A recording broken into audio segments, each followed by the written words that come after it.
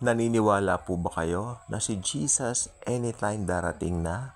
Dahil sinabi ng Biblia, I stop looking dun sa sinabi, dahil ganito nangyayari sa Israel, dahil ganito nangyayari sa ganitong ganyan, dahil ito yung mga senyales. No, dahil sinabi po ng Biblia.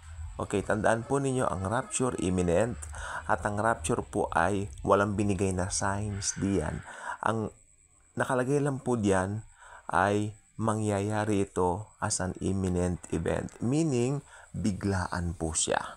Biglaan po siya. Just like the nation of Israel became a nation way back in 1948 without any expectancy doon sa mga tao na nag-aaral dati ng Biblia.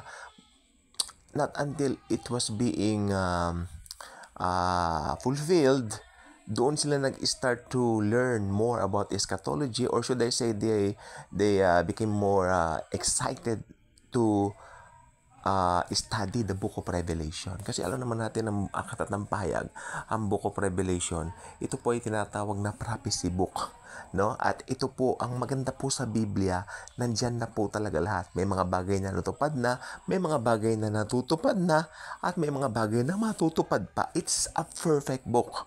You know what? It's something that we really need to put our faith on. Hindi dahil sa mga nangyayari sa paligid mo and all that. While some things or topics or issues in the Bible were being something na may mga tinatawag na mga senyales, pero ito po kasing rapture, this is an imminent event para tayo ay manangan dun sa sinabi ng Bible. Ang rapture po, hindi mo pwedeng panghawakan yung may isang naglalakad, tapos may pangalawa, tapos kinuha and all that. Yun po ay parang iba po ang meaning. Mas maganda po ituon natin ang pananampalataya natin doon sa rapture, doon sa sinabi ni Paul, ni Pablo, doon sa Thessalonians. Kasi ito po talaga ay maliwanag na kay Pablo lang in-reveal ng Diyos. Kay Paul lang po siya in-reveal.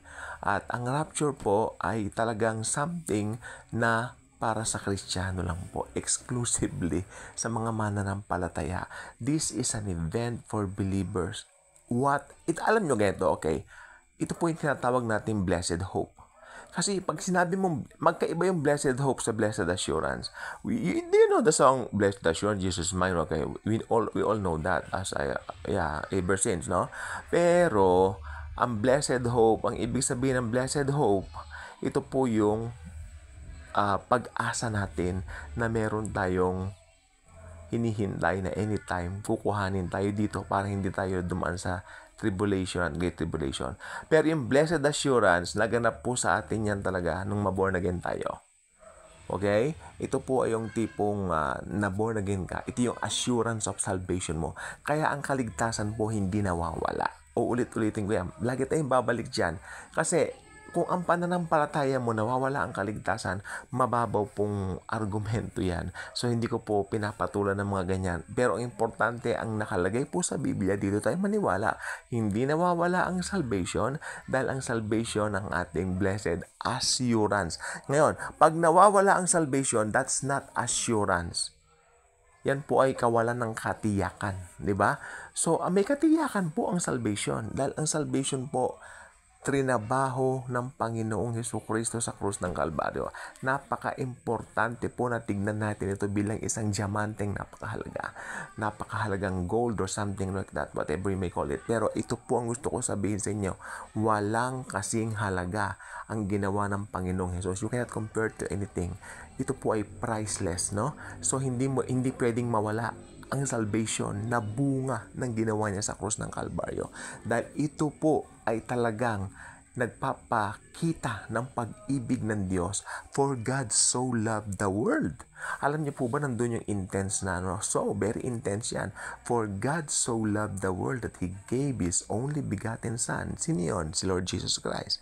That whosoever put their faith in Him will not perish but will have eternal life. Napaka-simple and yet napakaklaro ng Biblia tungkol diyan.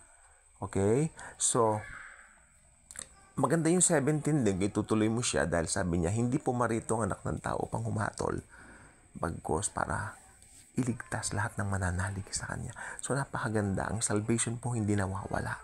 Ang salvation ay forever na possess ng isang believer. Now, ito po naman ang kanyang blessed hope. Meron na siyang blessed assurance, then magkakaroon siya ng blessed hope dahil masasama siya sa rapture. Which is anytime now, we will see Jesus face to face. God bless.